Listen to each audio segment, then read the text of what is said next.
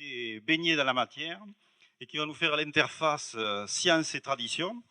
Et grâce à ce que vous avez fait tout de suite, vous allez avoir les deux cerveaux connectés pour pouvoir à la fois comprendre et la science et la tradition en même temps. Donc je lui laisse la parole et aussi je la remercie puisque c'est normalement théoriquement sa dernière conférence qu'elle fait et elle l'a fait chez nous, donc c'est avec joie qu'on la reçoit, bien entendu. Merci beaucoup. Oui, en effet, ça fait 4 ans que je ne me déplace plus. Je pense qu'à mon âge, c'est normal, n'est-ce pas, place aux jeunes. Alors, je vais vous demander d'ailleurs de bien intégrer tout ce que je vais vous dire en vous donnant des preuves de la réalité de ce que vous allez entendre et qu'ensuite vous allez être les porte-paroles qui vont diffuser de façon à ce qu'on sorte complètement de cette ère de matérialisme abominable qui nous a conduits donc dans le mur. Et nous n'avons qu'un moyen d'en sortir, c'est la reconnaissance de ces champs informationnels dont je vais vous parler. Mais étant donné le peu de temps dont je dispose, je vais vous demander de me croire sur parole parce que la démonstration demanderait au minimum 3 heures ou 4 heures, n'est-ce pas? Et en plus, vous aurez la possibilité, je vais vous donner mon site internet où vous pourrez aller télécharger gratuitement le livre du professeur Pinel qui s'appelle Vie et mort et que n'importe qui peut lire à condition de laisser de côté toutes les mathématiques, hein. Parce que là, il faut vraiment être très, très costaud pour suivre les démonstrations. Mais vous en lisez les conclusions et vous verrez que vous serez absolument persuadé de la véracité de ces découvertes. En fait, Émile Pinel est un savant méconnu. C'est un mathématicien qui s'est intéressé à la biologie à cause de sa sœur, qui était médecin. Et lui est un mathématicien pur. Et en plus, je précise, parce que j'ai travaillé avec lui pendant quelques années, en tant que biologiste et biophysicienne, et j'allais vous dire, il était totalement agnostique. Je dis ça parce que quand vous allez lire son livre, vous verrez qu'on peut en douter. Il était tellement inspiré que ça en était absolument extraordinaire. Et par exemple, c'est un gars qui a écrit dans son livre, Dieu, lorsqu'il donna l'identique de son champ à son fils, se coupa à tout jamais de celui-ci. Donc, je lui avais posé la question en lui disant, mais monsieur, vous croyez en Dieu? Il me dit, non, pourquoi? Mais je dis, parce que vous l'avez écrit. Changeons de conversation. il voulait pas, si vous voulez, admettre qu'il était inspiré, comme c'est pas possible. Alors, pour simplifier, parce que je pourrais faire 1 heure sur les chants de Pinel au minimum, et je pourrais faire 2 heures sur la tradition. Donc, à tout seigneur, tout honneur, je vais commencer par les données de la tradition à travers la Kabbale. Et je vais définir la Kabbale. La Kabbale, c'est un traité de structuration de l'énergie. Autrement dit, la Kabbale était valable il y a des milliards d'années et elle sera valable dans des milliards d'années. Et elle a un avantage, si vous voulez, pour les kabbalistes vraiment, j'allais dire, authentiques, c'est qu'elle s'aborde avec un code chiffré. Ce qui explique que si je parlais d'Adam, chacun de vous a une notion d'Adam. Hein, un premier homme dans un paradis qui se balade avec 2 arbres, etc. Et Dieu avec son petit arrosoir. Enfin, vous voyez. Bon. Mais en Kabbale, Adam, ça n'existe pas. Adam, c'est 1, 4, 600.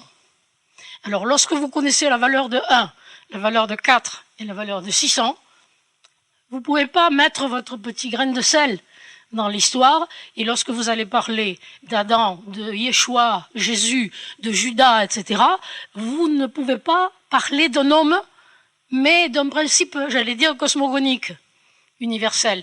Donc voilà pourquoi la Kabbale a une notion un petit peu de mathématiques incontournable, et lorsque vous avez compris, et je vais vous faire très brièvement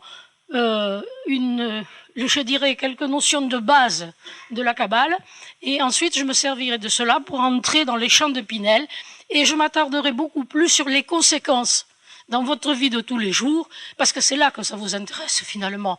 J'allais dire, bon, comme je le disais hier soir aux scientifiques avec lesquels je discutais, j'ai l'avantage ou l'inconvénient d'être une théoricienne. Et vous savez ce qu'est un théoricien? C'est-à-dire qu'il a raison tant qu'on ne lui a pas démontré qu'il a tort. Mais les gens vous disent « Ah oui, et maintenant j'en fais quoi ?» Parce que c'est très bien d'avoir une théorie de fonctionnement, mais dans votre vie de tous les jours, vous allez faire quoi? Et c'est là que ça devient intéressant, parce que vous allez voir que, au lieu de subir votre vie, à partir de cette connaissance, c'est vous qui la dirigez. C'est-à-dire que quand vous avez compris ces fonctionnements, vous savez que vous ne dépendez de rien ni de personne. J'attire votre attention là-dessus parce que, à mon avis, c'est capital aujourd'hui où on vous fait peur avec tout. Si tu roules trop vite, si tu mets pas ta ceinture, si tu mets les doigts dans une prise de courant, si tu vas au Mexique, etc. Tout ça, mais vraiment, c'est un conditionnement, mais uniquement un conditionnement. Vous n'avez absolument pas à l'accepter. Vous êtes roi dans votre royaume. J'insiste beaucoup sur cette notion. Vous avez le droit de refuser tout ce qui ne vous plaît pas. Et sinon, vous laissez entrer toutes ces informations dans votre ADN, qui, lui, n'aura de cesse que de le rendre vécu. Ce qui veut dire que la tradition dit « ce que je redoutais m'est arrivé ». Donc, vous voyez, je pense que ce n'est pas la peine d'aller plus loin que cette phrase. Vous comprenez à partir de ça. Bon, je vais donc juste vous donner ces bases de la Kabbale, en vous disant donc sa définition, c'est un traité de structuration de l'énergie, j'insiste, pour vous montrer que c'est quelque chose qui est mathématique finalement. Et donc il y a en Kabbale donc des séphirotes, et il y a ce qu'on appelle des otiotes. Et en fait, vous verrez que ces otiotes, loin d'être des lettres hébraïques, ce sont en effet des énergies qui vont parler d'elles-mêmes. Alors, on a d'abord le 1, 2, 3, et ce qui va les relier s'appelle l'éclair flamboyant en Kabbale. Donc, ceci, c'est ce qu'on appelle la triunité. Et il n'y a pas, l'unité, en fait, n'existe pas en tant que telle, et elle est obligée d'être une triunité. Pourquoi? Eh bien, parce que si vous imaginez cela comme l'unité, cette unité n'a aucune conscience d'elle-même, elle est peut-être dans une béatitude éternelle, mais il ne se passe rien. Parce que pour s'exprimer, il faut s'exprimer par rapport à quelque chose. Donc l'unité, en Kabbale, s'appelle « je suis ce que je serai ». Vous voyez l'importance du mot. « Je suis ce que je serai ». Donc ce 1 se projette obligatoirement dans un 2, dans un mouvement mâle.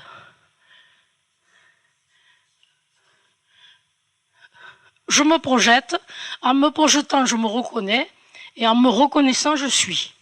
Donc le 2, c'est tout ce qui, par la suite, existera au niveau de tous les mondes possibles.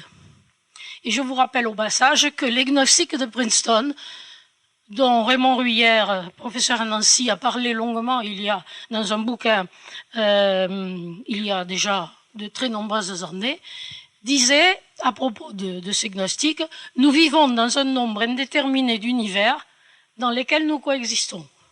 Et nous allons voir pourquoi c'est vrai. Mais c'est vrai à un point qui va dépasser votre imagination quand on va y arriver. Donc ce 1 se projette dans le 2, et le 2, si vous voulez, c'est le zodiaque.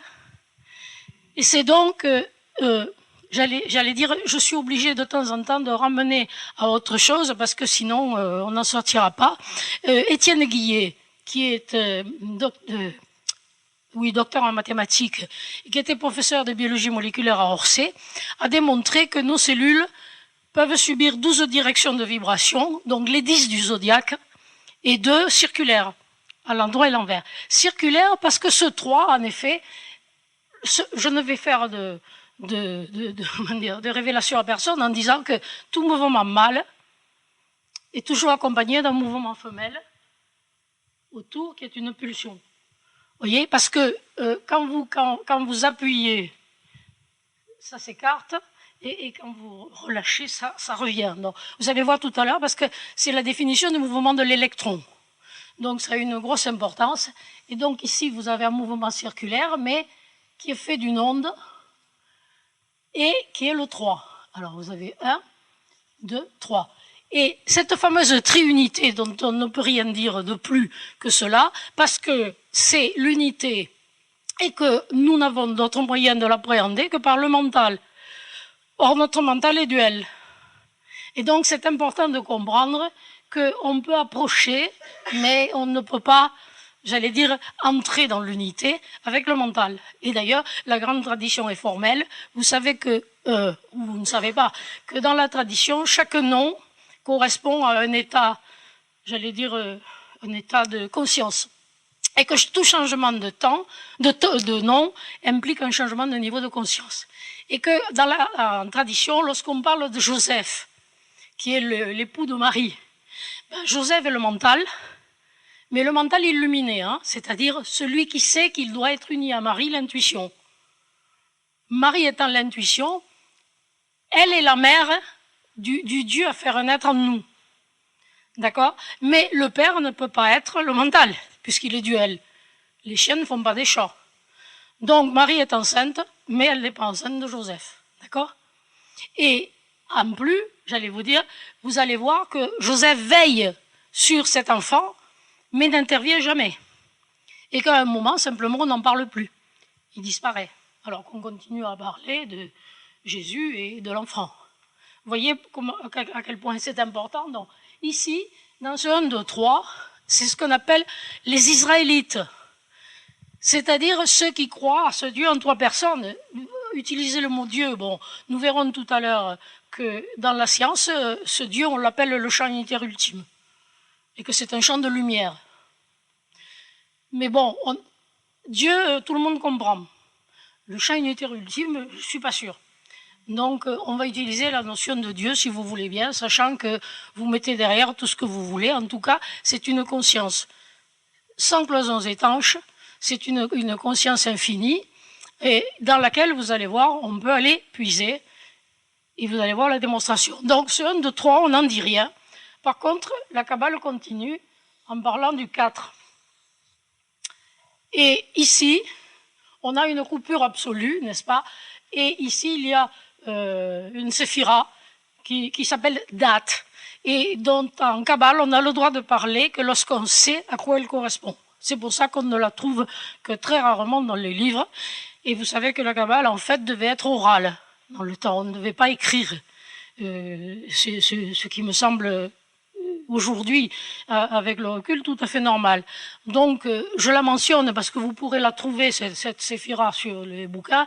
Et en particulier, au passage, le meilleur livre de Kabbale qui existe aujourd'hui, c'est la Bible restituée de Carlos Suarez.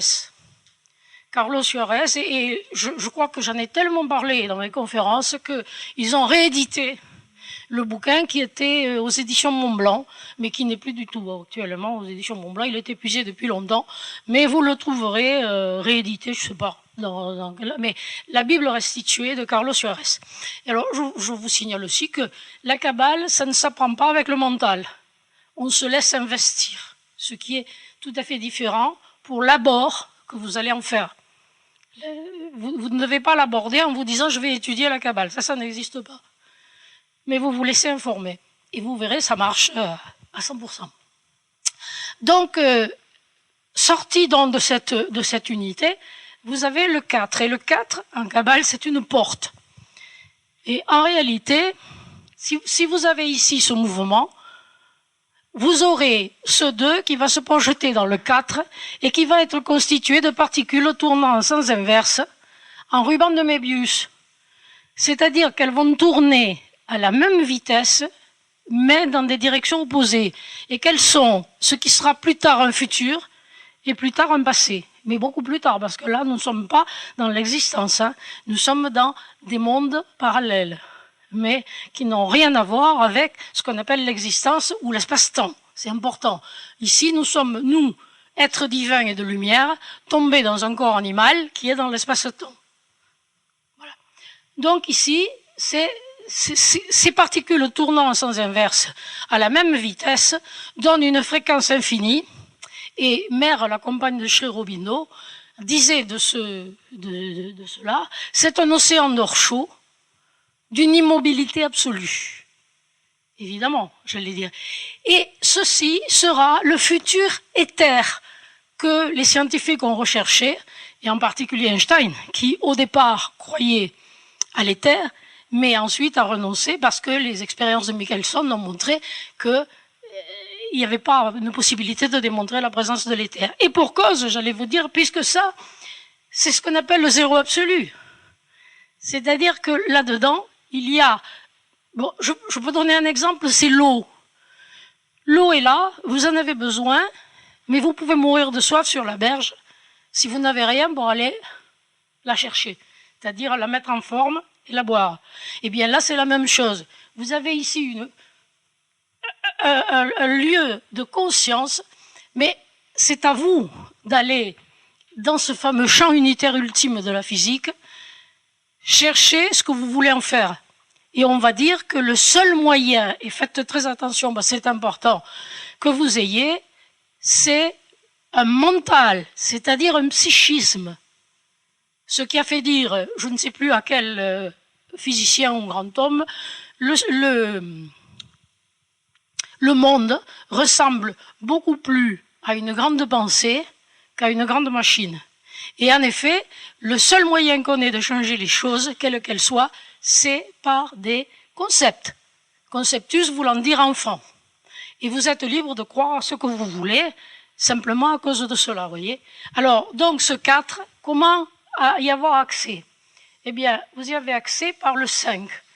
Et ici, ce sont des polarités mâles, donc des polarités centrifuges, donc des programmes.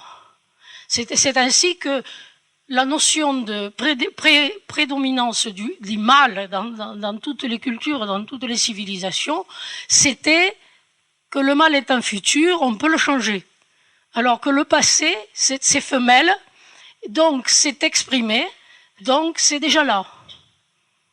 Et un mal ne peut, j'allais dire, il pédale dans le vide, puisque seule la femelle, en tant que telle, mais dans tous les domaines, est capable d'incarner quelque chose. L'homme initie l'enfant, mais la femme le réalise. D'accord? Cette notion ici, vous l'avez là. Donc, qu'est-ce que c'est que ce 5 en Kabbale? Ça s'appelle la vie. La vie, simplement. Et ça se traduit par une lettre E. Et la vie.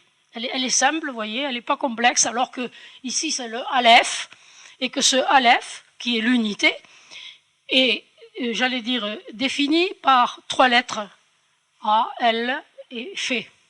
Alors que la vie est. C'est tout, il n'y a rien d'autre. Alors donc ça, ce 5, c'est, j'allais dire, la pensée en tant que contenant qui va vous permettre d'aller chercher là-dedans votre réalité. Je vous laisse intégrer l'importance de ce concept. Ça veut dire que ça, là, quoi que vous fassiez, si vous le redoutez ou si vous l'attendez, c'est la même chose, vous l'aurez. Donc vous verrez tout à l'heure que vous pouvez parler à votre ADN qui vous entend, puisque c'est lui qui a inventé le langage, et vous verrez que votre ADN vous entend, et que si vous dites « je ne peux pas » ou « je n'ai pas assez d'argent », ou etc., l'ADN dit « ah, le patron a dit ».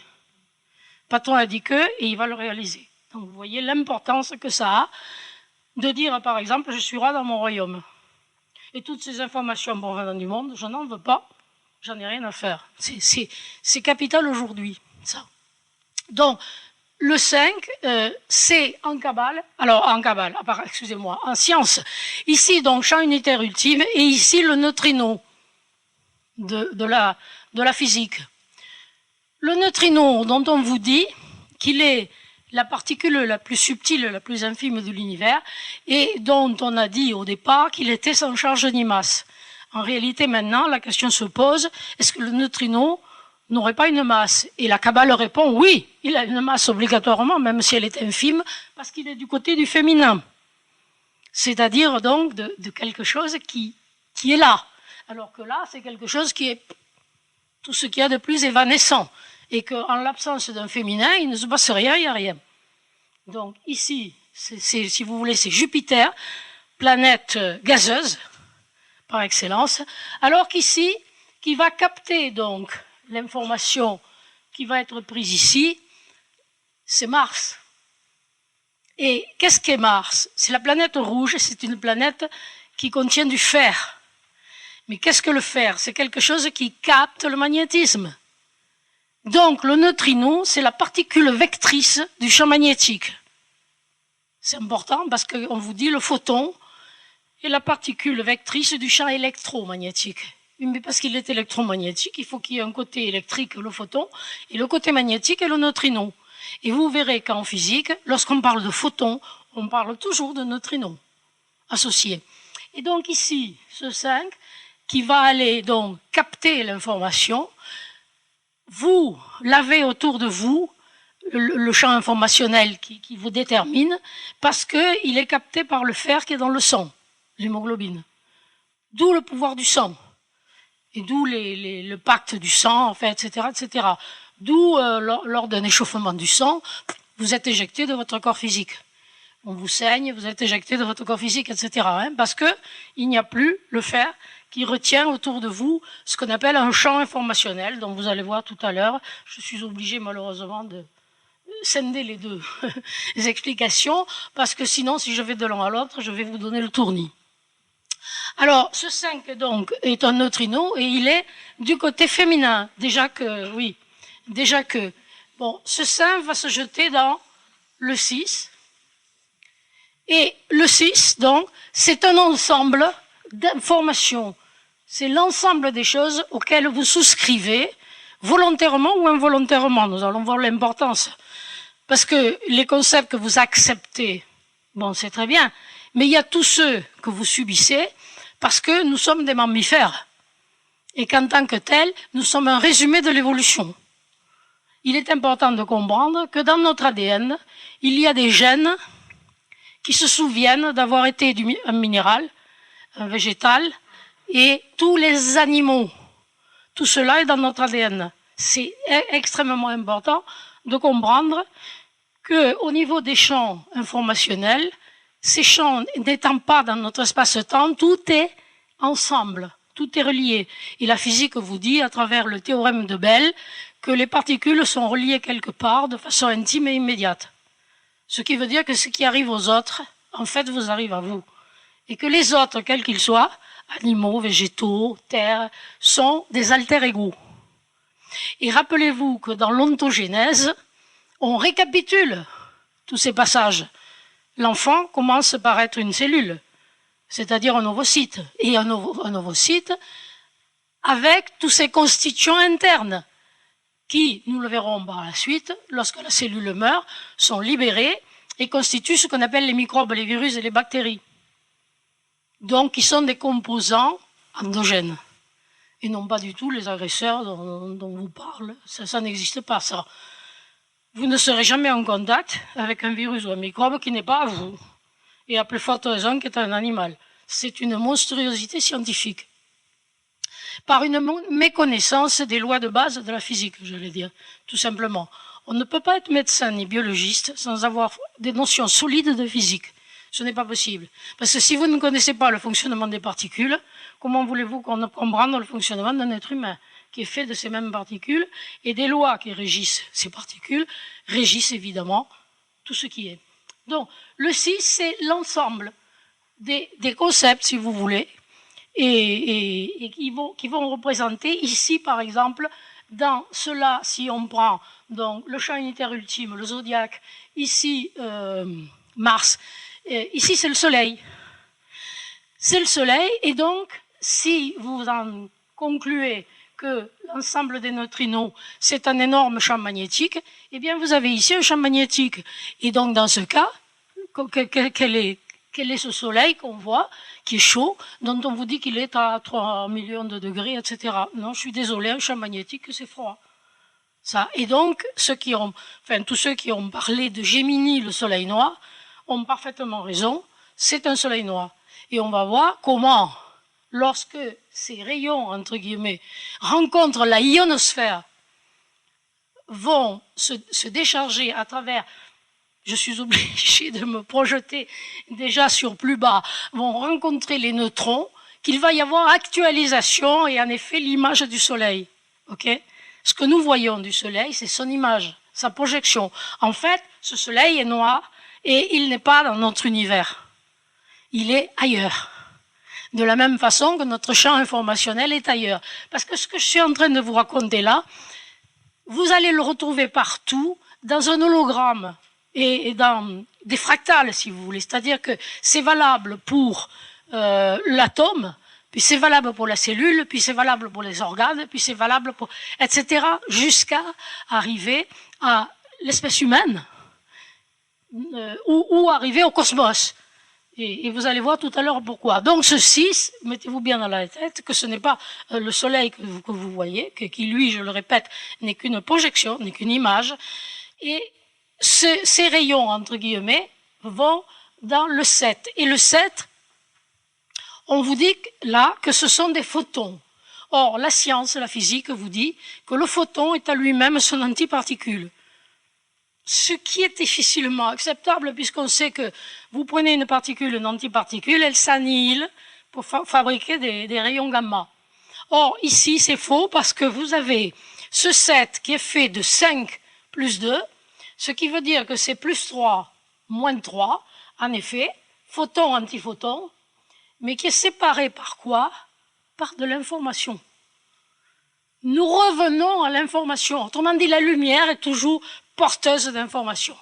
Et lorsque vous parlez de médecine énergétique ou de traitement énergétique, arrêtez d'utiliser énergétique, parce que c'est faux. C'est informationnel. L'énergie, elle n'est jamais qu'un support de l'information. Et c'est très important, ça aussi, parce que lorsque vous parlez de fréquence, etc., vous ne savez pas de quoi vous parlez, parce que vous ne savez pas quelle fréquence porte quelle information. De la même façon qu'on applique des champs magnétiques. Oui, mais ils contiennent quoi comme information, ces champs magnétiques? Je vous pose la question, c'est important ça aussi, vous voyez. Parce que par exemple, là actuellement je suis en train de vous parler, donc j'ai une fréquence, j'ai une énergie. C'est mon énergie, et quelqu'un qui passe dehors et qui me connaît dit, tiens, il y a JB qui est en train de parler là. Mais sur ce que je dis, je peux dire que j'ai beaucoup d'admiration pour vous, parce que vous êtes des gens qui avaient su sortir du matérialisme pour aborder d'autres dimensions, et en particulier le rôle extraordinaire des dents que nous allons voir là. Ou bien je peux dire, écoutez, vous me cassez les pieds, moi j'étais très bien chez moi, je ne sais pas pourquoi, je me suis tapé 5 heures de train, etc. Vous voyez? Alors, vous voyez la différence qu'il y a entre ce que j'ai dit précédemment et qui était un compliment, et sur le même ton, avec la même énergie, quelque chose de absolument à l'opposé. Donc arrêtez, faites attention de ne pas utiliser le mot énergie. Mais maintenant, médecine informationnelle, traitement informationnel, lorsque vous guérissez, lorsque vous soignez, vous ne soignez pas avec de l'énergie, vous soignez avec de l'information. OK? Donc, ce 7 est la lumière, donc, est information. Elle est énergétique, en ce sens qu'on sait que le photon est la particule vectrice du champ électromagnétique dont nous allons voir l'existence dans notre espace-temps. Là, nous ne sommes pas dans notre espace-temps, nous sommes dans un autre univers où l'espace et le temps n'existent pas et où rien n'est séparé. C'est assez important, cette chose-là. Donc, on sait aussi que les photons s'enferment dans le 8, et le 8, la forme du 8 vous dit déjà ce qu'il est, ce 8. Parce que vous voyez qu'il est, par rapport ici, quelque chose qui pulse. Et la science vous dit que l'électron pulse 10 puissance 23 fois par seconde, autrement dit change de forme 23 fois par seconde, et qu'il est constitué par un gaz de photons et de neutrinos. Photons, neutrinos, qui viennent s'enfermer dans l'électron. Voilà l'électron. Il n'est pas dans notre univers. OK? Il n'y a toujours pas d'incarnation là.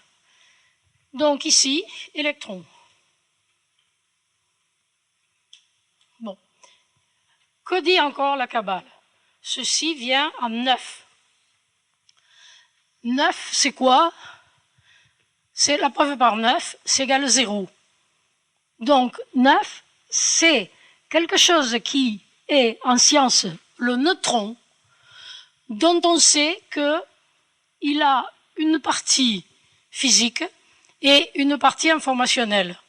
Parce que, vous allez voir pourquoi tout à l'heure, 9 est constitué de 5 et 4. 5 et 4, 9. Donc ça veut dire qu'à chaque instant, on peut changer l'expression de ce qui va donner le 10. Et alors là, nous voilà dans l'incarnation. Pourquoi? Parce que vous avez un mâle et une femelle. Rappelez-vous ce que dit la tradition, ils seront deux dans une même chair. Eh bien, ça veut dire le mâle 1 et la femelle 0. Et ça va donner obligatoirement quelque chose comme ceci, et qui est une membrane. La membrane de tout ce qui existe, nous voilà ici, dans notre espace-temps, où les formes sont séparées. Mais vous voyez en réalité que c'est une séparation tout à fait, j'allais dire, peu réelle, et qu'en fait, nous venons tous de là où tout est imbriqué, impliqué, et ça va vous permettre de comprendre pourquoi actuellement, on sait avec la physique quantique que on se projette dans un corps qui nous correspond, mais on se projette aussi dans un monde que nous fabriquons. Et là, ça devient extrêmement plus difficile à comprendre que nous sommes créateurs de tout ce qui ne nous plaît pas du tout dans le monde. Et que lorsque, par exemple, on critique ce qui est très facile, les violeurs, les pédophiles, les politiques, allons-y. Je suis désolé, ils nous correspondent, c'est nous qui les avons créés. Et nous sommes responsables d'eux. Et vous allez voir que nous pouvons les guérir en nous pour qu'ils changent à l'extérieur. C'est les conclusions de ces approches comme ceci. Donc, vous ne pouvez avoir d'incarnation, et c'est là que j'attire votre attention, que lorsque vous allez passer par ce 9. Et ce 9, c'est quelque chose qui a les propriétés de vibrer, pierre philosophale, nombre 9, et dont Étienne Guillet, que certains d'entre vous connaissent, et qui est toujours, je suppose, docteur en mathématiques et professeur de biologie moléculaire à Orsay. Et il a fait la démonstration donc que nos cellules sont, j'allais dire, imprégnées de tout cela et réagissent à 12 vibrations, 10 correspondant au zodiaque et 2 circulaires, puisque chaque chose est le résultat d'un savoir, d'une information. Je veux dire, cette table possède une information immatérielle au niveau de son 6 à elle, et à la limite, on sait maintenant qu'on peut parler avec cette table et qu'elle peut nous répondre. Donc c'est quand même, j'allais dire, un grand pas dans la connaissance du monde. Donc, importance donc de ce 10, et qui est la femelle qui tire à elle, qui ramène à elle, puisque c'est elle qui va exprimer quelque chose, hein, qui va fabriquer l'enfant par exemple, et le mâle qui lui tire toujours vers l'extérieur. Donc, ce qui va donner au niveau de toutes les membranes une vibration, comme ceci, et cette vibration, comme si les membranes sont closes, va donner ce qu'on appelle une onde stationnaire. Et vous allez voir l'importance de cette onde stationnaire, qui, elle, est porteuse de l'information de l'instant. C'est-à-dire que vous manifestez dans votre corps ce que vous êtes à l'instant même. Ce qui explique que le vieillissement, par exemple. C'est-à-dire que plus vous avez d'informations, je ne parle pas de qualité, je parle de quantité, et plus vous êtes dans l'âge. Je veux dire, j'ai plus d'informations que la plupart d'entre vous, parce que je suis plus âgé, et que, obligatoirement, cette information est obligée de se manifester dans mon corps physique. Et on va voir comment Pinel l'a démontré mathématiquement. Hein? Là, je suis obligé de vous le dire parce qu'on est là et que, bon, je ne veux pas faire que passer de l'un à l'autre parce que je sais que c'est épuisant, mais sachez donc que les membranes, ici, où vous avez une polarité électrique, et ici, vous avez ce qu'on appelle le zéro, c'est-à-dire l'information, c'est-à-dire la lumière. Vous savez, on parle d'aura. Et on sait qu'il y a des gens qui sont capables de voir l'aura et qui disent « mais quelqu'un est en colère, vous voyez, son aura est rouge ». Et c'est parce que, ici, au niveau de la membrane, il y a l'information qui sort. et qui exprime ce que nous sommes. Et que quand vous voyez quelqu'un, il vous dit ce qu'il est. Par exemple, je suis un homme, je suis une femme, je suis confiant, je suis sûr de moi, ou je suis abattu, j'ai des ennuis, j'ai des soucis, etc. Vous exprimez ce que vous êtes. Et tout simplement par des neutrinos qui sortent ici et qui, portés par la lumière, vont informer la personne qui est en face de vous. Mais ces neutrinos, certaines personnes y sont sensibles, par exemple les aveugles. Les aveugles qui savent que quelqu'un vient de rentrer et qui savent même les intentions de la personne qui est rentrée. Ça veut dire simplement que quelque part, nous sommes reliés de façon intime et immédiate. Donc l'importance donc de ces membranes, c'est que de la même façon que nous informons, nous sommes informés.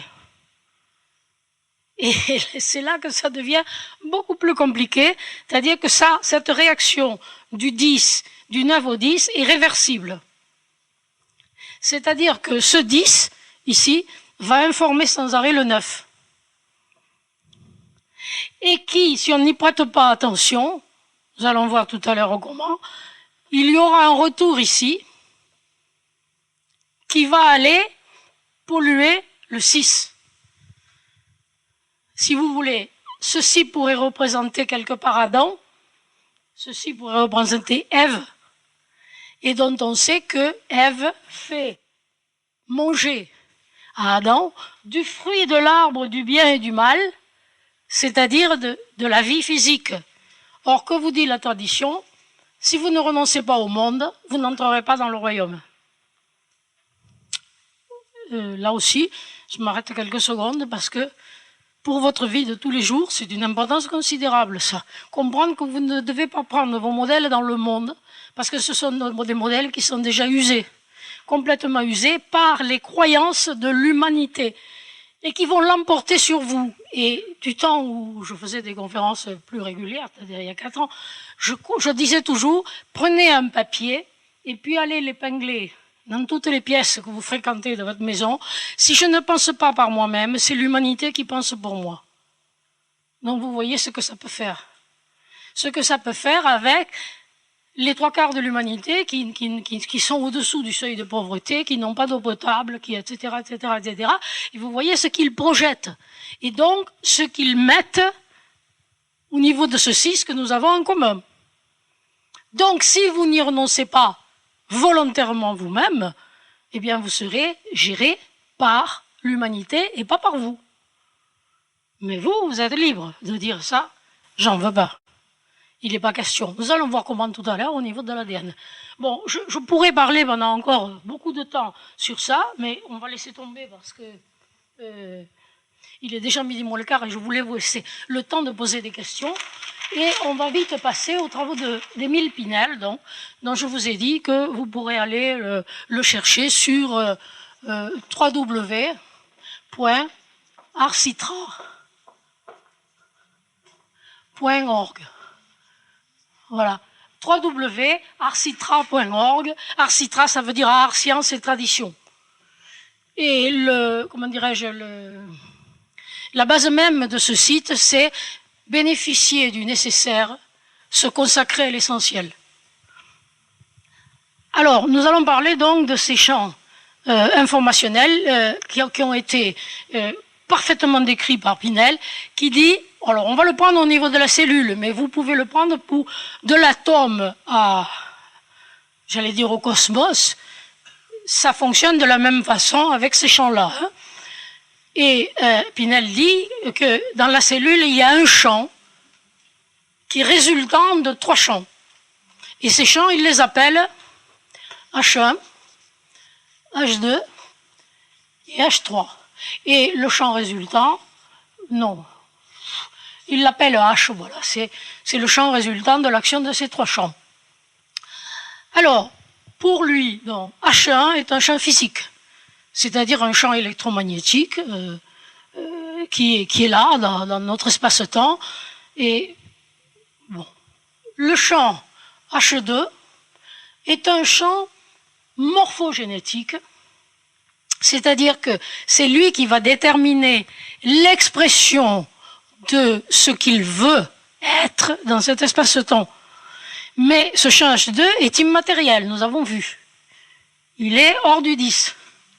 Donc, dans ce champ H2, il y a tout ce qui existe depuis, je vous dis, les bactéries, les minéraux, les végétaux, etc. Tout est là dans ce champ H2.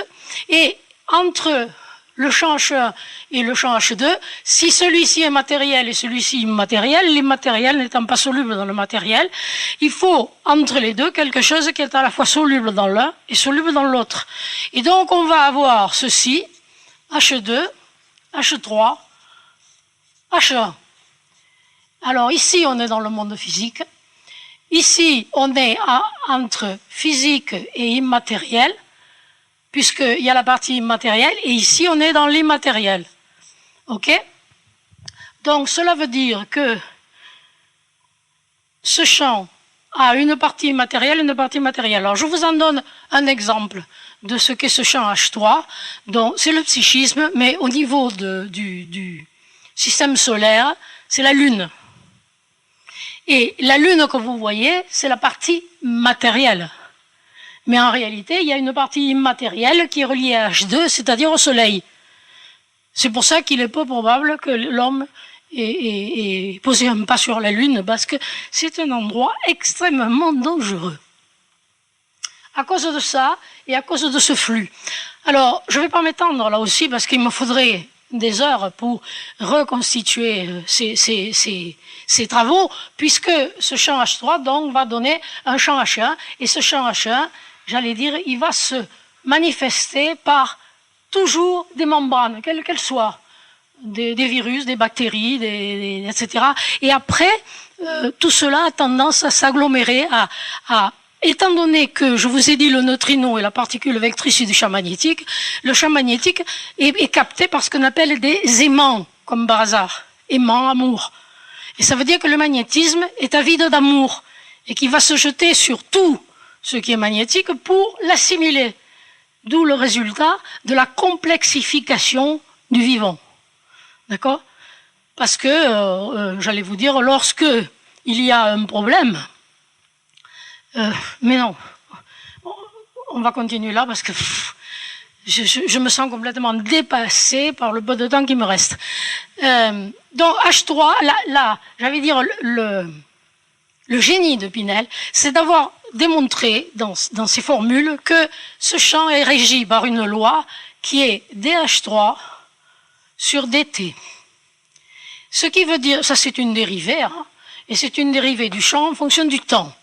Je le traduis par l'exigence absolue de manifester dans le corps physique tout changement d'information qui vous parvient. Un exemple qui va bien vous arrêter.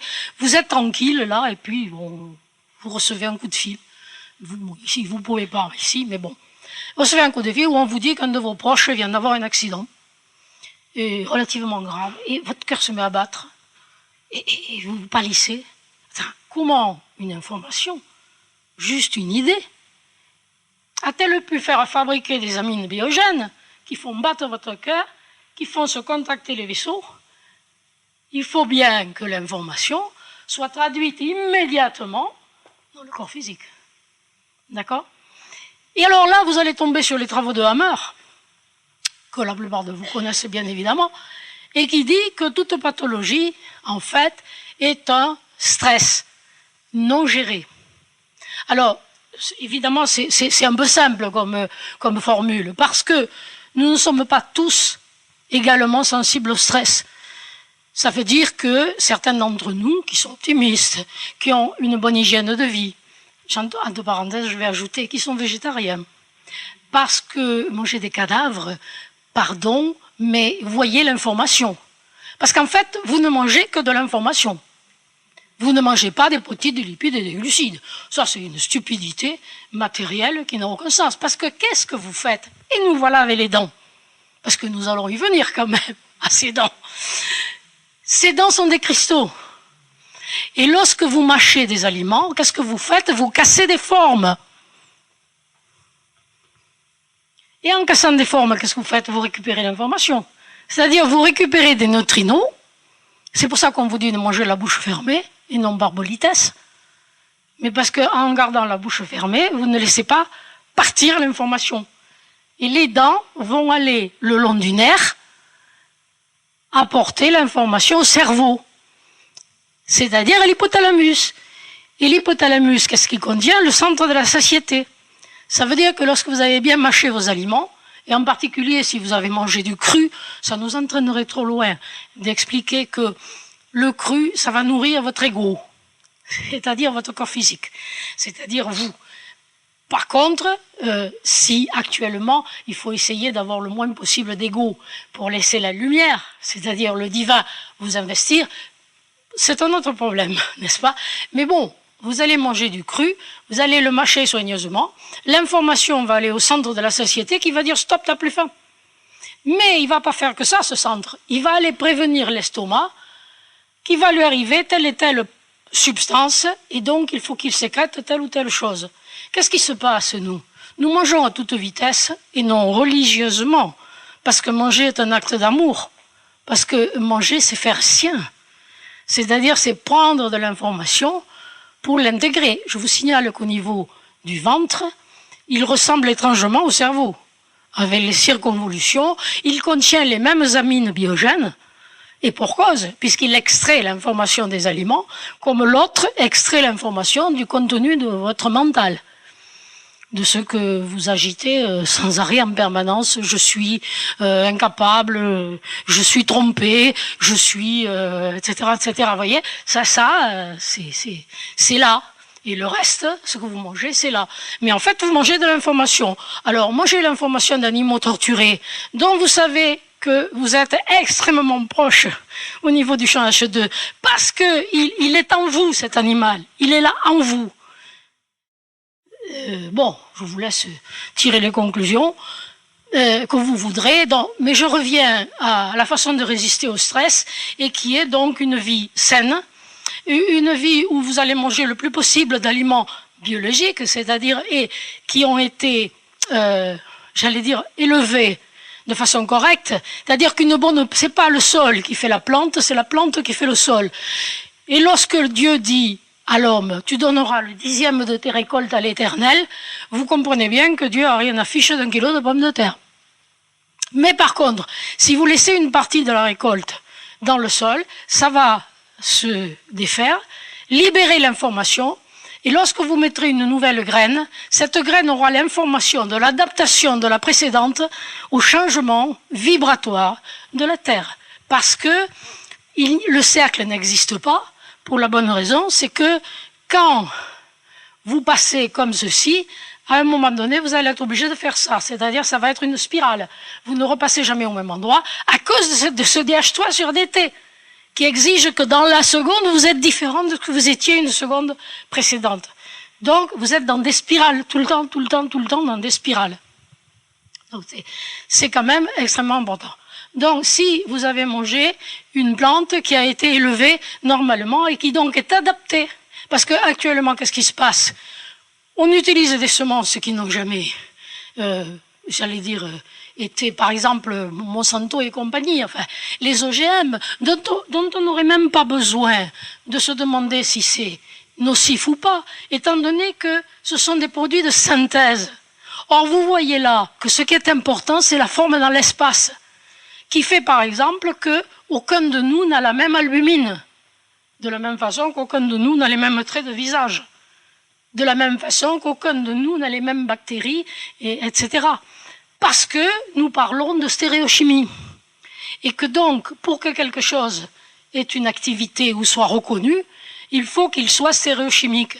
Parce que nous avons des récepteurs à la surface des cellules qui, depuis des millénaires, sont habitués à telle et telle protéine. Mais aujourd'hui, on décide d'un accord, j'allais dire unilatéral, qu'on va changer les clés.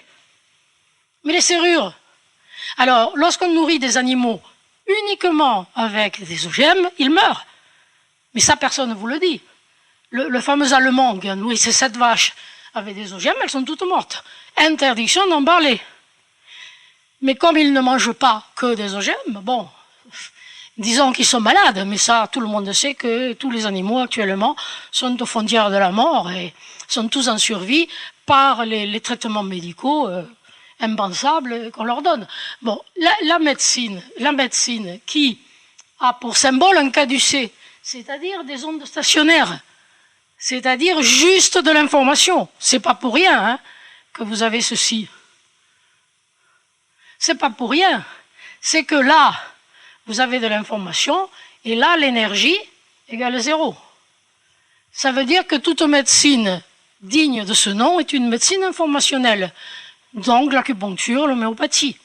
Mais la médecine allopathique, c'est une monstruosité, puisque vous donnez à un organisme des produits de synthèse qu'il ne reconnaît pas. Alors donc, on va, en faisant cela, changer le terrain. Alors d'accord, le symptôme va peut-être disparaître. Mais ça représente un peu comme si votre voyant rouge s'allume dans une voiture, vous allez voir le garagiste, il éteint le voyant et il vous renvoie dans la circulation. Ça, c'est la médecine actuelle. Vous avez mal à la tête, prenez de l'aspirine. Vous avez mal au dos, un anti-inflammatoire. Vous avez mal à l'estomac, un truc. Je suis désolé, non. Vous avez mal à l'estomac parce que vous ne pouvez pas digérer quelque chose. C'est-à-dire qu'on vous a fait. Pourquoi? Mais parce que le champ, ne fait pas de différence entre le réel et l'imaginaire. Si on met des électrodes sur votre cerveau, on vous dit de lever le doigt, il y a une partie qui s'allume.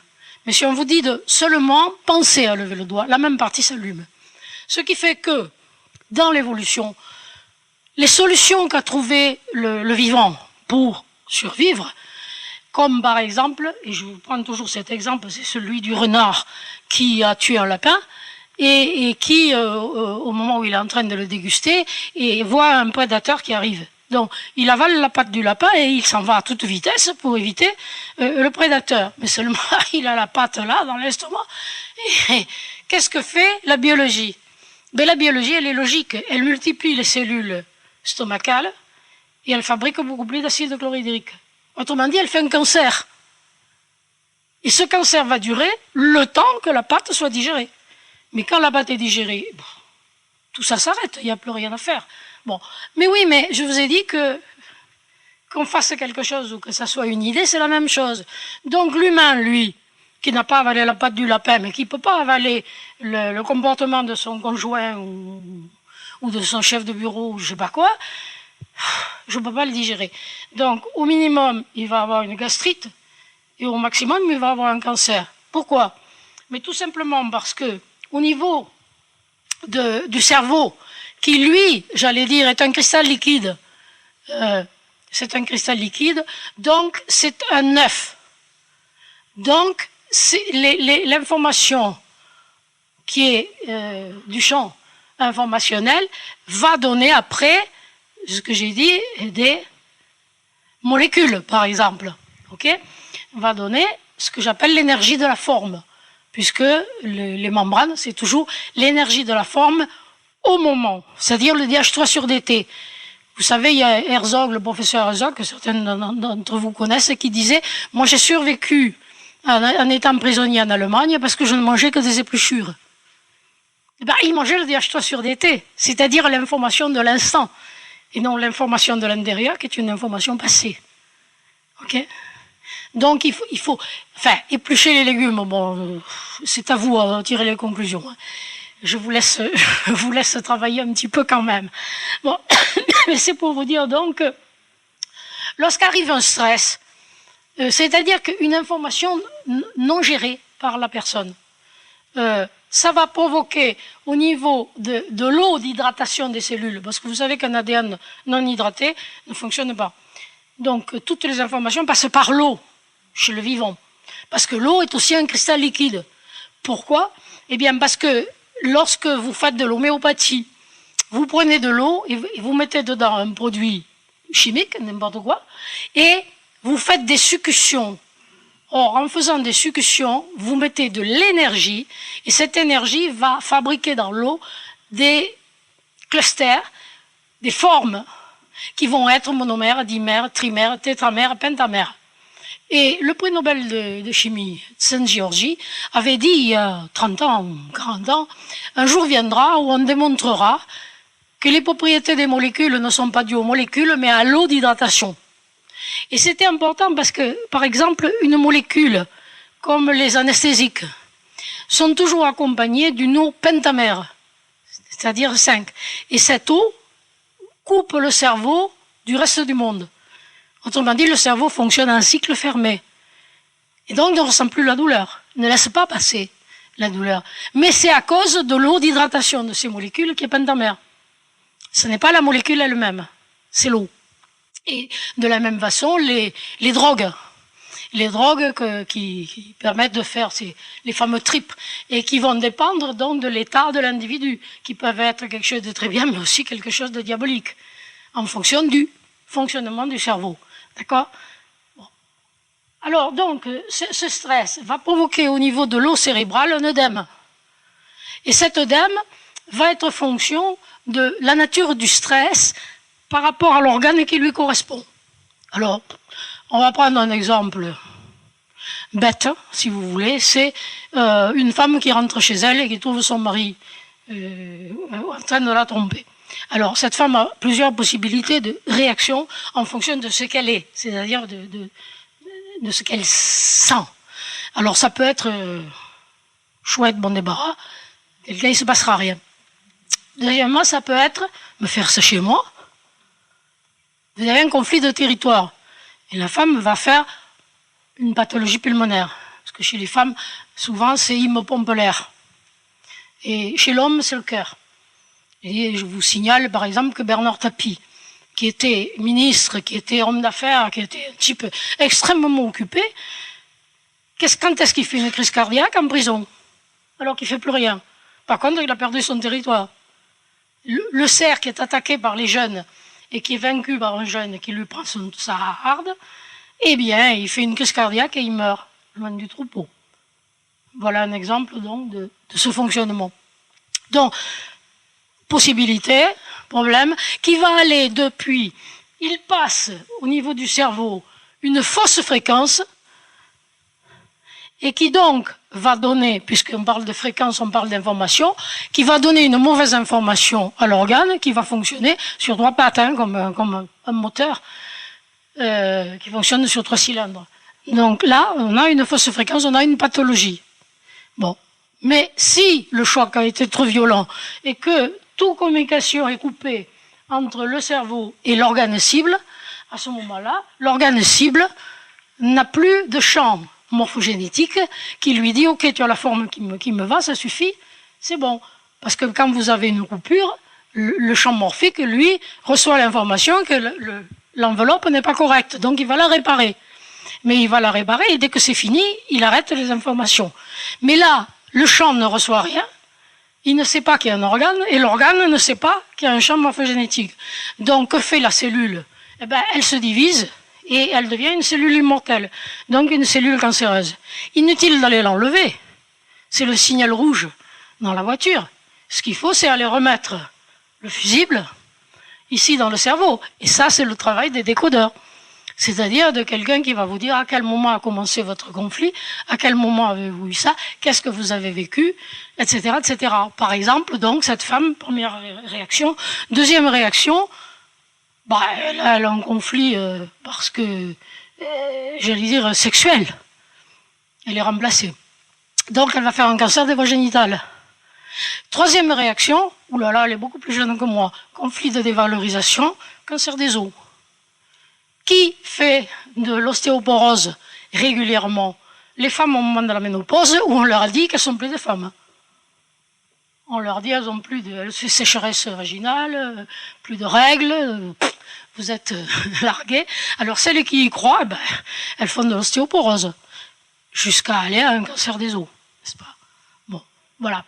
Alors, à travers cet exemple, vous pouvez voir que la réaction à des conflits non gérable, parce que vous ne pouvez pas en parler.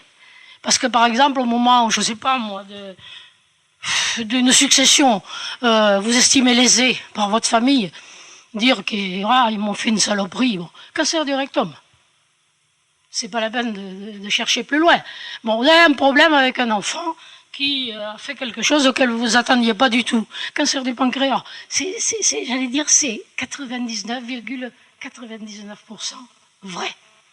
Bien, je ne suis pas décodeur, je suis une théoricienne.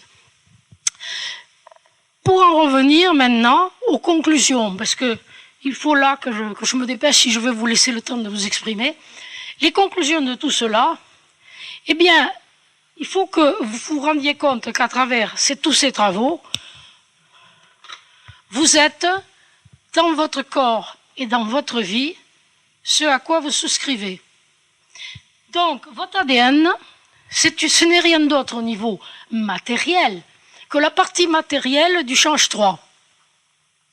Et Pinel a démontré que dans le noyau de la cellule, le temps n'existe pas, qu'il est remplacé par des niveaux d'énergie le long de l'axe de l'ADN, et que c'est ce qui reste de l'humanité avant son incarnation. Vous voyez donc les travaux de Pinel, ça serait trop long pour vous démontrer tout ça.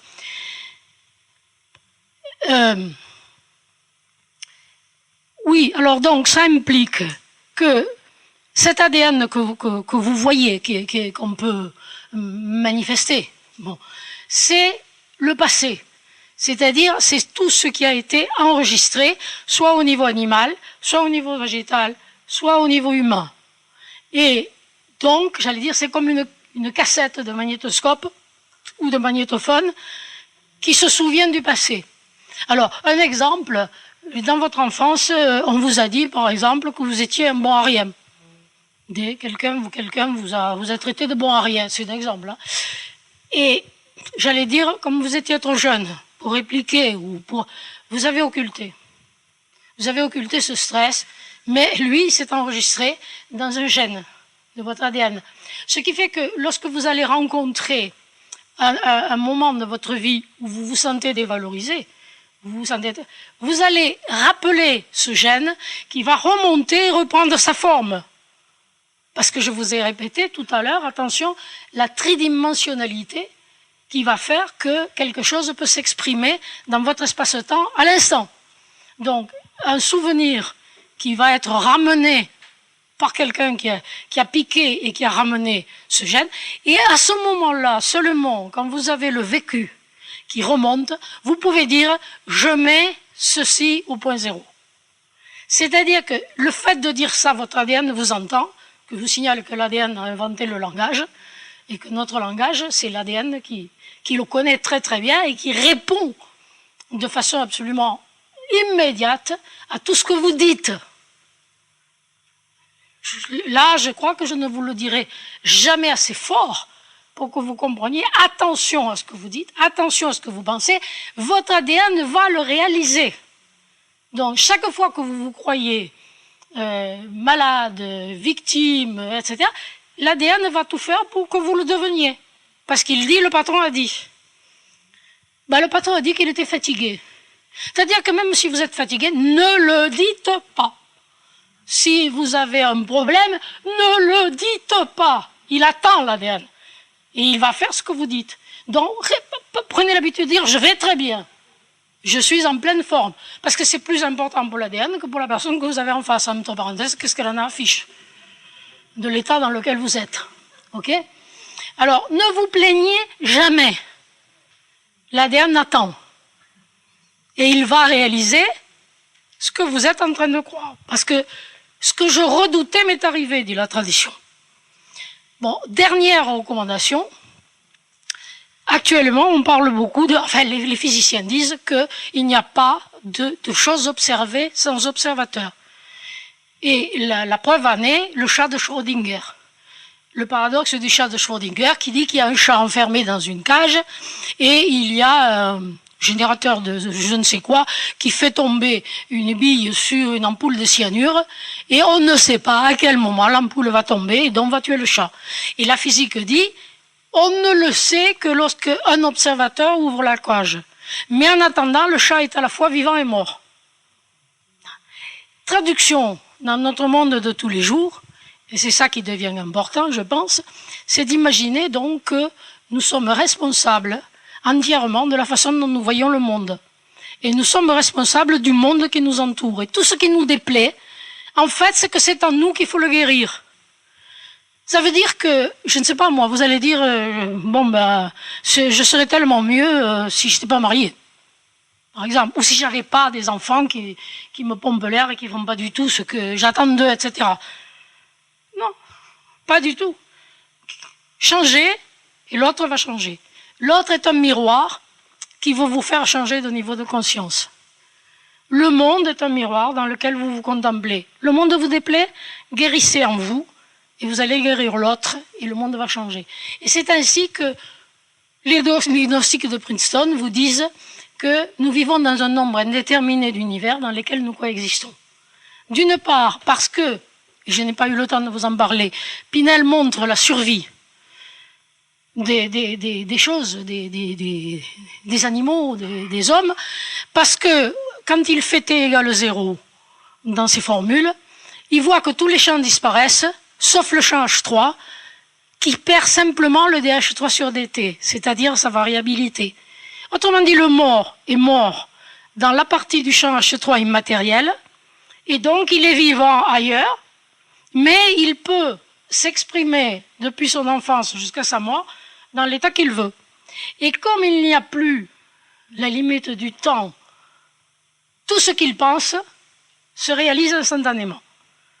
Donc, nous préparons nos voyages au Mexique, aux îles Caïmans, je ne sais pas quoi, et la mort, on ne prépare pas, alors que tous on y va, et qu'il est très important de savoir que quand vous serez de l'autre côté, d'abord vous aurez la surprise d'être dans un corps de lumière, d'être vivant et de ne pas connaître aucune souffrance que celle que vous vous imposerez par vos limitations.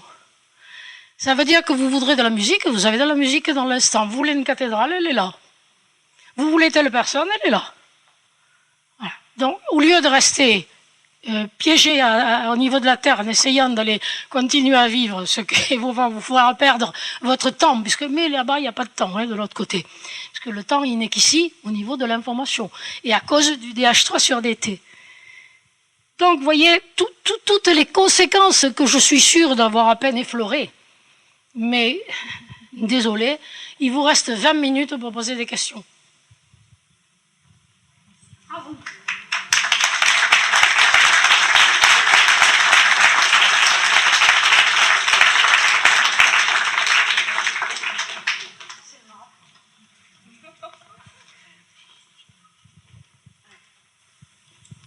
Vous dites qu'il ne faut pas se nourrir de cadavres. Bon, je pense. Vous dites qu'il ne faut pas se nourrir de cadavres. Qu'en est-il des plantes qui meurent pour vous? Oui. Très centrifugée, vous savez. C'est comme les pierres. Les pierres, c'est pas une conscience consciente, j'allais dire, ou une conscience comme l'animal. Entre parenthèses, si vous voulez savoir beaucoup plus sur les animaux, il y a un livre absolument extraordinaire qui vient de paraître, qui s'appelle « Nos animaux et l'au-delà ». Je ne sais plus quel est l'éditeur, mais enfin peu importe. Il est très demandé, ce livre, parce qu'il est absolument fabuleux et il montre que vous pouvez communiquer avec vos animaux, y compris lorsqu'ils sont morts. Ce qui est absolument prodigieux. Mais il est bien évident que la plante, elle se nourrit de soleil. Mais que nous allons, et très vite, parce que 2012 approche, j'ai pas eu le temps de vous parler de tout ça, c'est évident. Puisque, j'allais vous dire, on sait par exemple que les fréquences de la Terre ont changé. Pardon de recommencer une conférence, mais bon. Nous étions à 7,8 Hz. Et actuellement, la Terre s'approche de 12 Hz. Pourquoi? Mais tout simplement parce que sa mémoire, son information, qui était par exemple les forêts du tertiaire dans le pétrole, sont brûlées par l'homme depuis plus de 50 ans, et où les informations qui étaient dans le champ magnétique sont libérées. Donc le champ magnétique de la Terre diminue. Et qu'est-ce qui se passe actuellement? C'est qu'il y a une bascule des pôles. Ça, c'est de la science, hein, c'est pas bon.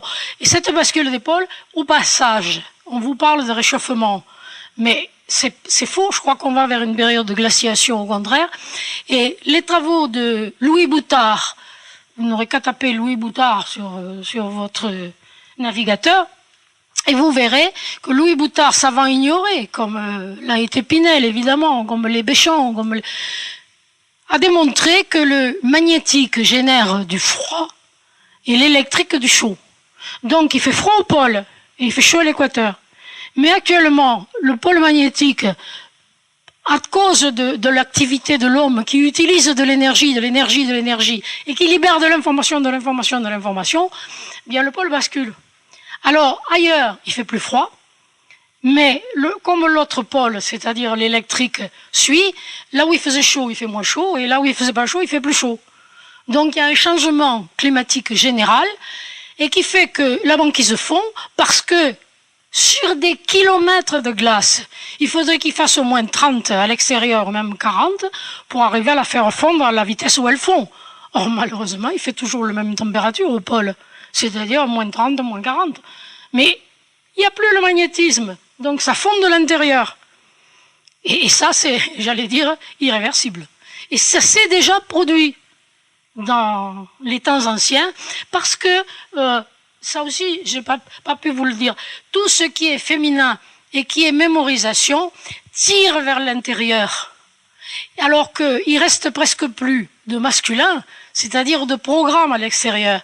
Et résultat, toutes les choses s'en vont en délitement et en perte d'information à cause du passé. Vous voyez, donc l'importance aussi de ne pas faire référence au passé. Le passé est mort, laissez-le. Le présent est extrêmement important, capital. Et les choses sont ce qu'on pense d'elles. Et sachez que ce 5 et ce 4 à l'intérieur du 9, et qui est le contenu de votre fonctionnement mental, vous permet de dire aujourd'hui je fais toute chose nouvelle. Et oui, alors à propos de la question qui m'a été posée, il y avait cette chose que nous allons vers un moment où nous ne mangerons plus. C'est-à-dire où nous n'aurons pas besoin de nous ramener dans la matière, mais nous pourrons nous nourrir d'informations solaires, praniques, etc. C'est ce à quoi nous sommes destinés en fait, en tant qu'êtres de lumière. Ce que nous sommes en train de redevenir, étant donné nos fréquences. Parce que la Terre, fonctionnant actuellement avec 12 Hertz, nous avons de nouveaux acides aminés. Ces nouveaux acides aminés font que nous avons d'autres ADN. Et nous avons des ADN qui sont des antennes. À nous de les déployer pour capter les informations provenant du cosmos. Et qui vont faire de nous des êtres cosmiques et non pas des êtres terrestres, c'est-à-dire des rampants. Mais c'est nous qui devons décider, parce que nous sommes rois dans notre royaume.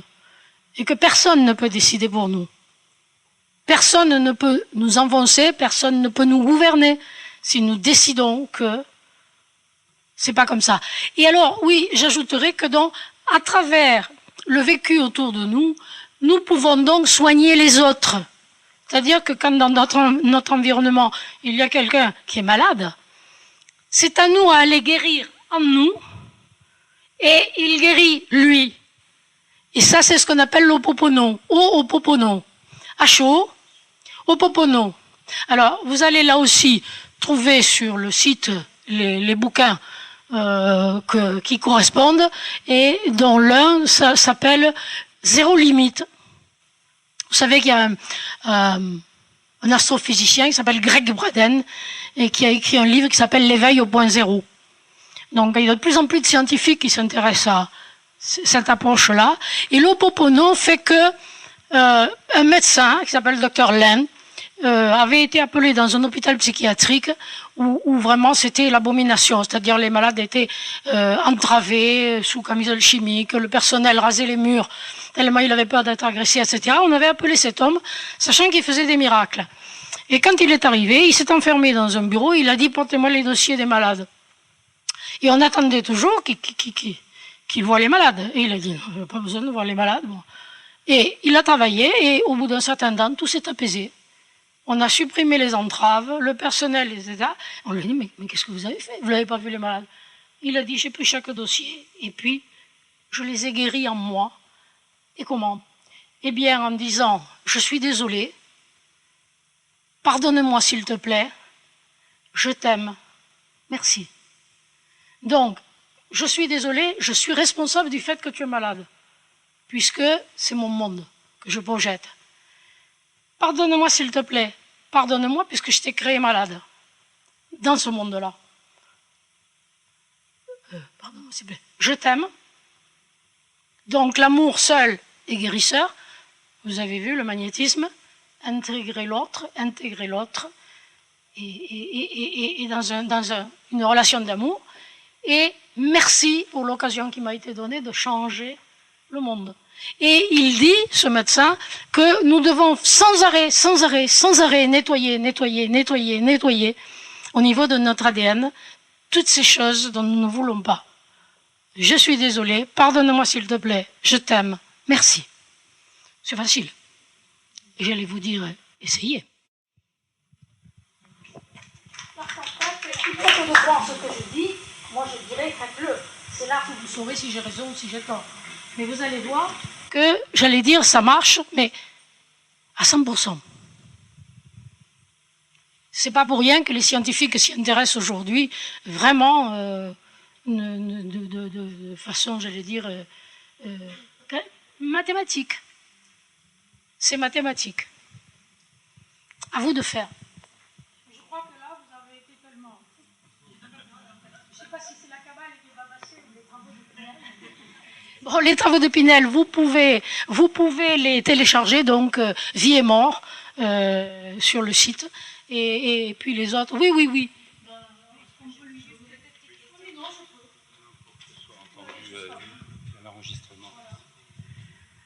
Un petit peu plus de précision sur 2012. Et puis la deuxième question pour les cancers des bébés. Alors 2012, c'est le calendrier Maya. Et c'est le calendrier Maya qui démontre que après 2012, il n'y a aucun futur. Et pourquoi? C'est parce que nous entrons dans l'ère du Verseau. Or, nous étions jusqu'à présent dans l'ère des poissons. Et les poissons signifient la matière, c'est-à-dire deux poissons nageant en sens inverse qui représentent les polarités électriques de la matière. D'accord? Et donc, ça correspond à ce qu'on appelle le Kali Yuga, l'enfermement dans la matière. Bon. Mais là, depuis 1950, nous entrons dans l'ère du Verseau. Et le Verseau, c'est l'onde. C'est-à-dire l'immatériel, l'information. Et en 2012, nous serons dans le Verseau. Il n'y aura plus aucune trace de la matière. Et donc, entrant dans cette ère du Verseau et dans l'ère de l'information, il nous appartient à chacun de créer notre monde et nous allons passer de la 3e dimension à la 5e en ayant effleuré la 4e au passage. Et donc, personne ne peut savoir ce que chacun de nous va faire de ces dispositions ou vous deviendrez ce que vous pensez. Vous voyez l'importance? Parce que ça veut dire que si vous ne prenez pas conscience que dès maintenant, vous devez apprendre à gérer le contenu de votre mental, vous allez rester dans la 3e dimension. Parce que personne ne peut vous obliger à faire quoi que ce soit que vous n'ayez pas décidé. Parce que si le Christ, Yeshua, le fameux Yeshua, avait pu nous sauver, entre guillemets, lorsqu'il a accepté, lui, conscience universelle, d'aller s'enfermer dans un nouveau-né, ce qui représente vraiment ce qui représente vraiment comment dirais-je, le sacrifice le plus extraordinaire qu'on puisse faire, de donner sa vie cosmique pour venir mettre sa trace sur la terre afin que nous, en nous référant de lui, nous puissions suivre le phylème, j'allais dire, qu'il a créé entre le divin et la terre. Et d'ailleurs, les évangiles apocryphes disent de lui qu'il a dit « Je suis venu mettre un filin entre votre monde et le monde divin. » Et depuis, le filin a rouillé. Et vous passez votre vie à vous demander si j'ai existé, si j'ai pas existé, si j'ai fait des miracles, si j'en ai pas fait, etc. Vous voyez? Et donc lui, s'il avait eu cette possibilité de nous sauver, il l'aurait fait. Ce qui veut dire que nous sommes libres et que c'est au niveau de nos concepts que nous allons décider si nous passons dans cette 5e dimension ou si nous restons dans la 3e. Parce que si par exemple vous êtes très heureux comme ça, en ménage, avec des enfants, etc., ok, continuez. Mais en fait, nous sommes des êtres de lumière. C'est-à-dire que nous n'avons pas à nous reproduire dans la chair. puisque quand une femme s'approche du Christ et lui dit « Bienheureux le ventre qui t'a porté, les seins qui t'ont allaité », il répond « Oui, mais il va venir un temps où vous direz « Bienheureux les ventres qui n'ont pas porté, les seins qui n'ont pas allaité ». Mais comme ça a dérangé l'Église, elle l'a supprimé, bien évidemment, puisqu'elle préconise le contraire, malgré le fait que nous nous reproduisons comme des cancers, que nous sommes. D'ailleurs, et qui est notre côté animal, que nous n'avons pas suggéré du tout. Bon, enfin bref, ça, ce sont des considérations que je vous laisse le soin de tourner tout seul. Je vous ai donné des bases mathématiques de raisonnement et de compréhension pour que vous appreniez à vous gérer. Mais, par pitié, commencez tout de suite. Parce que 2009 est vraiment la période charnière et actuellement, nous vivons c'est une déstructuration, c'est-à-dire une destruction de l'ancien. Ce qui explique combien on peut être mal aujourd'hui, sans raison. Tout simplement parce qu'on ne supporte pas ces fréquences qui arrivent et qui nous bouleversent parce qu'elles nous ouvrent à des dimensions pour lesquelles nous ne sommes pas prêts. Alors, 2012, après c'est fini, c'est trop tard. Et j'allais vous dire, je vais ajouter que par exemple, ça s'est déjà produit, ceci, dans l'évolution de l'homme, et que contrairement à ce que dit la science, les singes ne nous ont pas précédés, mais les singes sont des hommes qui n'ont pas su suivre notre évolution. Et la preuve en est par un chercheur qui s'appelle François de Sales, même chose, mettez sur votre navigateur, François de Sales, il est du côté de Nice, et il parle, lui, de bipédie initiale. Et il démontre que dans l'ontologie, à un moment donné, si nous avions été des singes, nos fœtus auraient une courbure céphalique. Or, il n'y en a pas. Par contre, chez le singe, il y a un moment où c'est droit. Ce qui veut dire que le singe a été un homme. Ça, c'est capital de comprendre ce qui arrive à ceux qui ne suivent pas l'évolution. C'est-à-dire que les singes sont des hommes, malheureusement, ils ont des corps qui les trahissent. Mais en fait, si vous regardez le regard d'un singe, vous y verrez toute la détresse du monde. Mais bon, vous savez ce qu'en font les scientifiques. L'expérimentation animale, l'abomination de la désolation, et qui fait que la médecine tue. Parce qu'elle est basée sur l'expérimentation animale. Et je salue au passage Christiane Lopy, qui est la fondatrice de ProAnima, c'est-à-dire l'association de scientifiques contre l'expérimentation animale. Et je dis bien une association de scientifiques et pas de défenseurs des animaux.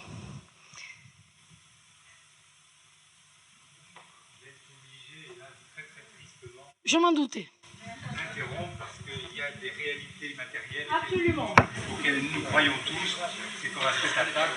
Et je rappelle quand même, bon, on était un certain nombre à être un peu assommés, là, il y a de multiples ouvertures, il y a plein de gens qui ont dû trouver ça très très intéressant, mais il nous manque des choses. Hein. Tout a été enregistré, toutes les conférences sont enregistrées. Notre spécialiste ne prend pas de repas, il se nourrit de son travail qu'il va faire comme ça, il le prend comme ça, il est en avance sur nous. Et les CD sont accessibles immédiatement après. Je voudrais aussi préciser que il y a là-bas, j'ai vu qu'il y avait mon livre, mon dernier livre, et qu'il y a une interview d'une journaliste scientifique qui est Sylvie Simon, parce que la plupart des gens me reprochaient mon hermétisme, en disant que je passais du début à la conclusion en sautant tout le milieu, et ce qui fait que les gens... Alors là, j'allais dire, elle s'est appliquée à m'interroger et à traduire en termes clairs un petit peu ma pensée, et que donc ce livre, Le réveil de la conscience, est disponible donc là.